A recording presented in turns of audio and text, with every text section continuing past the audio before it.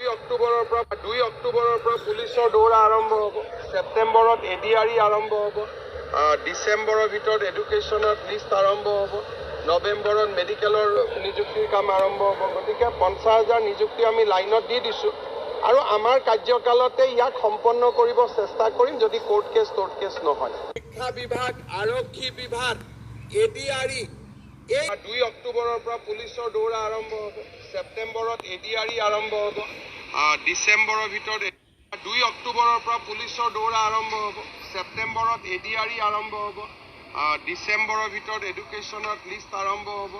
নৱেম্বৰত মেডিকেলৰ নিযুক্তিৰ কাম আৰম্ভ হ'ব। গতিকে 50,000 নিযুক্তি আমি লাইনত দি দিছোঁ আৰু আমাৰ কাৰ্যকালতে ইয়াক সম্পন্ন কৰিব চেষ্টা কৰিম যদি কোৰ্ট কেছ নহয়।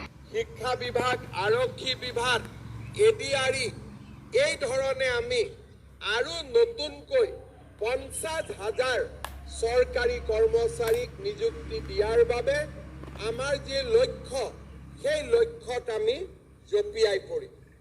অসমৰ জাতীয় জীৱনত এনে সুন্দৰ 5টা বছৰ কেতিয়াও আমি দেখা পোৱা নাছিলোঁ, যিটো 5টা বছৰত এটকাও ঘোষ নিদিয়াকৈ চৰকাৰী চাকৰি পোৱা এটা ডাঙৰ মাইলৰ খুঁটি আমি অসমৰ জাতীয় জীৱনত স্থাপন কৰিবলৈ সক্ষম হ'লোঁ। 2 অক্টোবৰৰ পৰা পুলিচৰ দৌৰা আৰম্ভ হ'ব। ছেপ্টেম্বৰত এডিআৰই আৰম্ভ হ'ব। ডিচেম্বৰৰ ভিতৰত 2 অক্টোবৰৰ পৰা পুলিচৰ দৌৰা আৰম্ভ হ'ব। ছেপ্টেম্বৰত এডিআৰই আৰম্ভ হ'ব। ডিচেম্বৰৰ ভিতৰত এডুকেশ্যনত লিষ্ট আৰম্ভ হ'ব। নৱেম্বৰত মেডিকেলৰ নিযুক্তিৰ কাম আৰম্ভ হ'ব। গতিকে 50,000 নিযুক্তি আমি লাইনত দি দিছোঁ আৰু আমাৰ কাৰ্যকালতে ইয়াক সম্পন্ন কৰিব চেষ্টা কৰিম যদি কোৰ্ট কেছ